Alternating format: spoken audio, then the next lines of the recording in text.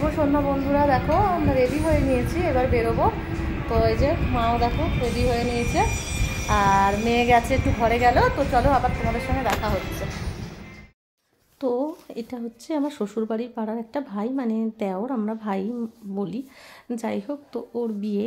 তো এবার বিয়ের লগ্ন হচ্ছে প্রায় রাত্রি 2টো নাগাদ, কিন্তু 2টো এই হিসাবেই যে মেয়ের আর কি তোমার জন্মবার সোমবার ছিল, তাই 2টো তো হয়নি, 12টার পরই বিয়ে দেওয়া শুরু হয়ে গেছিলো। কিন্তু প্রথমে আমরা জানতাম 2টো, সেই অনুযায়ী 10টার সময় আমরা সবাই বেরিয়ে পড়েছিলাম।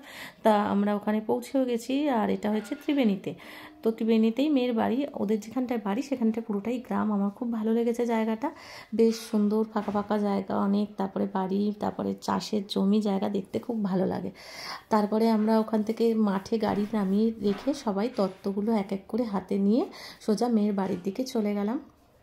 তো এবার ওখানে দেখো দেখো আর কি ওখানে সুন্দর করে যেখানে বিয়েটা হবে সেই জায়গাটা সাজিয়েছে, আর এখানে বউ বসে আছে তার বান্ধবীদের সাথে।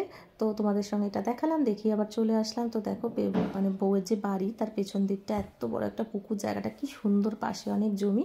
তারপরে খানিকক্ষণ ওখানে থাকার পর আমরা খাওয়ার জায়গায় চলে এলাম, কারণ যেতে যেতেই 10:30 বেজে গেছিলো।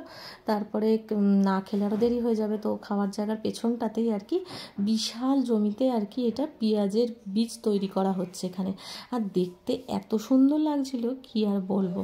তো ওখানে খানিকক্ষণ করার পর তারপরে আমরা একটু ফটো টটো তুলে নিলাম, তুলে আবার খাওয়ার জায়গাতে চলে আসলাম এবং খেতে বসে পড়লাম।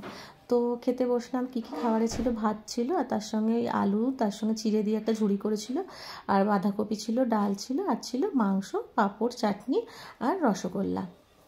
তো গ্রামের, আর তার সঙ্গে দিয়েছিল আর কি হজমোলা।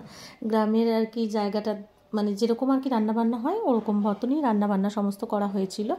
আর তারপরে 12টার পর, মানে এখন 12টা মানে 20-25 হবে, সেই সময় আর কি বিয়েতে বসে পড়েছে। আর ওদের বাড়ির বিয়ের নিয়মটা খানিকটা আমাদের বাড়ির থেকে অনেক অন্যরকম আর কি। আমরা তো চলে এসেছিলাম, আমরা যখন এসেছি 1:30টায় বেরিয়েছিলাম, বাড়িতে পৌঁছেছি 2টো নাগাদ।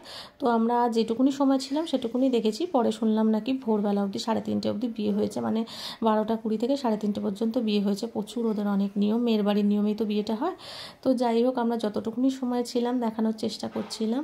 ওদের শুভ দৃষ্টির পর মালা বদল হলো, তারপরে ওরা যখন বিয়েতে বসলো, ব্রাহ্মণ বসবে, তখনই আমরা বেরিয়ে চলে গেলাম, কারণ অনেক রাত হয়ে গেছিলো। পরদিন মেয়ের পরীক্ষাও ছিল, বেশি সময় আর আমরা ওখানে থাকতে পারিনি।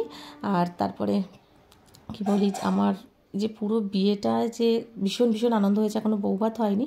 আর যাদের বাড়ির বিয়ে তারা আমাদের এত ভালোবাসে, পুরো নিজের লোকের মতন, তাই কখনো মনেই হয়নি যে অন্য কারোর বিয়েতে আমরা গেছি। আর এবার আমরা চলে আসলাম, কারণ আমাদের এবার বাড়ি ফিরতে হবে। তো চলো বাড়ি যাই আমরা। আর তোমাদের সঙ্গে যেটুকুনি পারলাম শেয়ার করলাম। ফাঁকা রাস্তা, গাড়ি যাচ্ছিলো, দারুণ লাগছিল, আর খুব মজাও করলাম, সময়টা খুব ভালো কাটালাম, তাই তোমাদের সঙ্গে শেয়ারও করলাম। কেমন লাগলো পুরো ভিডিওটা কমেন্ট করে অবশ্যই জানিও।